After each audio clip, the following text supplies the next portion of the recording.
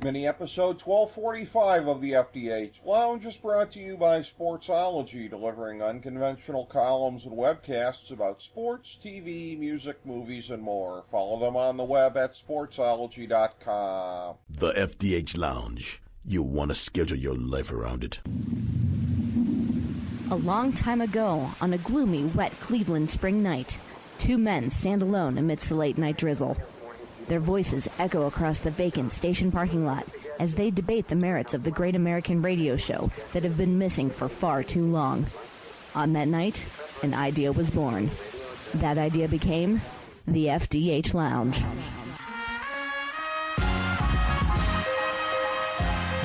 Welcome to the FDH Lounge. Hello and welcome to FDH Lounge mini episode 1245. I'm FDH Managing Partner Rick Morris here with part 21 of our Coronavirus Crisis 2020 series.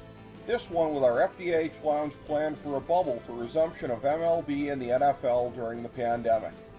The many infections in mid-June in the sports world have proven without a shadow of a doubt that the coronavirus has not receded from our country in a significant way. As such, as we've been saying all along, no sports league can realistically plan to come back in the midst of a global epidemic without some sort of bubble plan. The NBA and NHL are working out their details. Here's our recommendation for North America's other Big Four sports, starting with Major League Baseball. We're just dealing with geographical logistics and not getting into the number of games, format of the season, etc. Originally, Arizona and/or Florida had made sense to us, but both of these states are spiking, with Arizona's one being fairly severe. So neither of these states makes much sense from a safety standpoint vis-a-vis multiple ballparks. However, one of the states with the lowest per capita infection and death rates has a plethora of ballparks, and while not in a supremely temperate climate due to humidity, is at least up north. It's the state of Ohio. Hear us out on that one. You can have four locales in the state: Cleveland, Columbus, Cincinnati, and Toledo.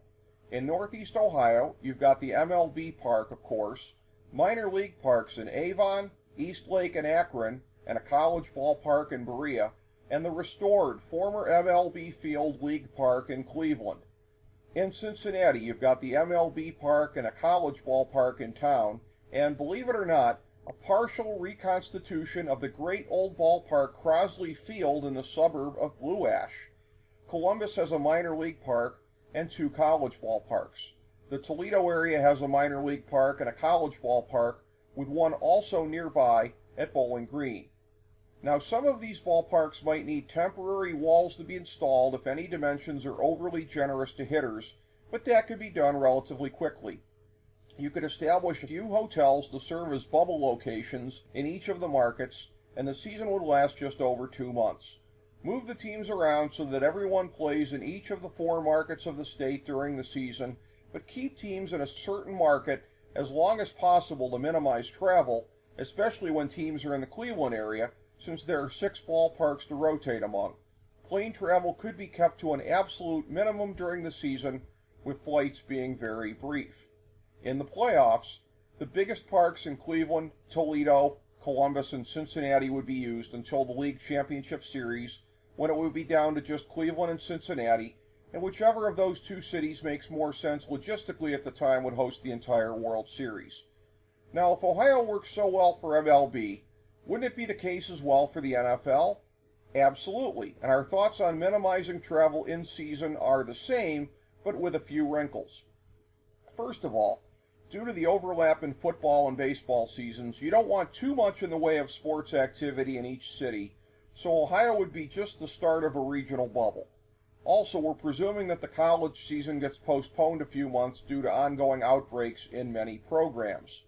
In the Northeast Ohio area, use the Browns Stadium and college football stadiums in Berea, Akron, and University Heights, that one at Don Shula Stadium, fittingly enough.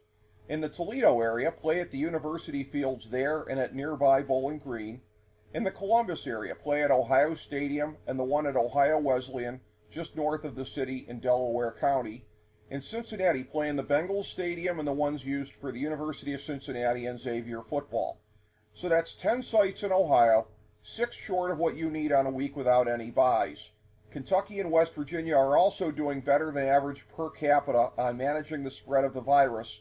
Plus, there will be a need for games in at least slightly more seasonable climates as the season moves into winter. So add the college stadiums in Louisville and Lexington, Kentucky, as well as Richmond, which is a relatively short drive away from Lexington. In West Virginia, use the college stadiums in Huntington, Charleston, and Morgantown. Playoff games can be spread out as the league deems appropriate. Right now, the MLB and NFL seasons are hanging by a thread, even if the powers that be don't want to admit it yet. At the very least, hopefully our suggestions can stir up the kind of conversations necessary to save Major League Baseball and NFL seasons in 2020, if that is even still possible. Thank you for joining us for this mini episode of the FDH Lounge.